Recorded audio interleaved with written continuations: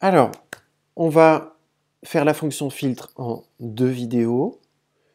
Une fonction filtre, la fonction filtre pour filtrer une colonne. Et la seconde vidéo sur les filtres, c'est pour filtrer sur plusieurs colonnes. Filtrer une première colonne, une seule.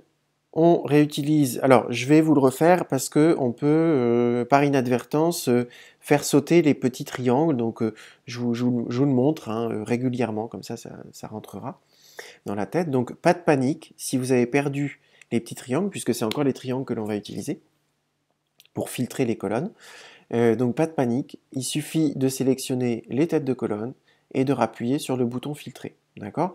Vous verrez que sur le bordereau Atso, vous avez plus d'une centaine de colonnes. Hein. Donc si vous commencez à sélectionner toutes les têtes de colonne, ça va être assez fastidieux et prise de tête. Donc vous pouvez aussi sélectionner la ligne et Excel va se charger de repérer les endroits où il y a des colonnes à filtrer. D'accord. Donc je recommence. Voilà, filtrer. J'ai pas envie de sélectionner toute la suite. Donc je sélectionne la ligne et je dis dans le ruban données, filtrer. Voilà, tout simplement. Filtrer une colonne, vous allez voir, c'est super sorcier. Pas plus compliqué que ça. Voilà. Je décoche ce que je ne veux pas. Ok. Je veux pas les hommes, je veux que les femmes. Alors encore une fois, sur le Mac, ça se fait en direct. Sur le PC, vous devez cocher ou décocher ce que vous voulez, ce que vous ne voulez pas. Alors, sur le PC, vous allez devoir décocher une petite option en bas qui vous permettra de sélectionner ce que vous voulez et ce que vous ne voulez pas. Sinon, voilà, c'est une petite option qui est en bas à gauche. Sinon, vous n'allez pas comprendre pourquoi vous ne pouvez pas décocher. Il n'y aura même pas le petit carré, je crois. Donc il faut bien cocher ou décocher la petite cellule qui est en bas à gauche, et du coup vous pourrez sélectionner ce que vous voulez ou pas. Sur le PC toujours, sur Windows toujours, vous devrez cocher ce que vous voulez, et ensuite appuyer sur OK, et ensuite la base de données se mettra à jour.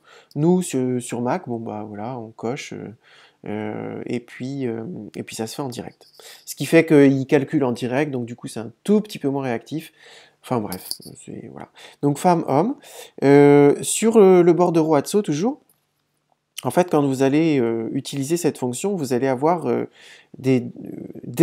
parfois plusieurs dizaines de petits carrés à fonctionner comme ça. Vous allez devoir scroller et tout pour sélectionner ce que vous voulez, ce que vous voulez pas.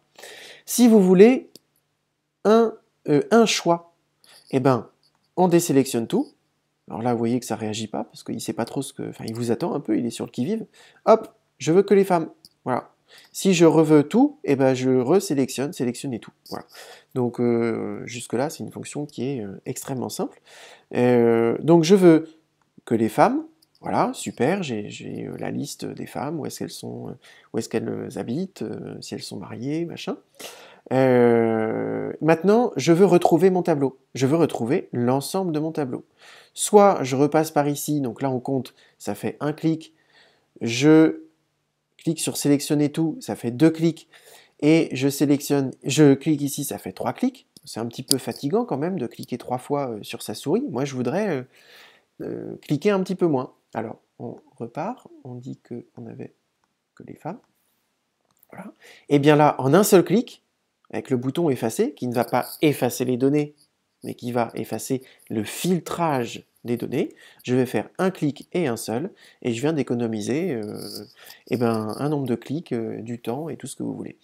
Alors, on va voir, parce que là ça paraît un petit peu enfantin, mais on va voir que quand on a filtré sur plusieurs colonnes, plutôt que d'aller chercher à chaque fois chaque colonne et de défiltrer et tout, et ben hop, on va cliquer sur effacer, et puis on va retrouver toute notre base de données.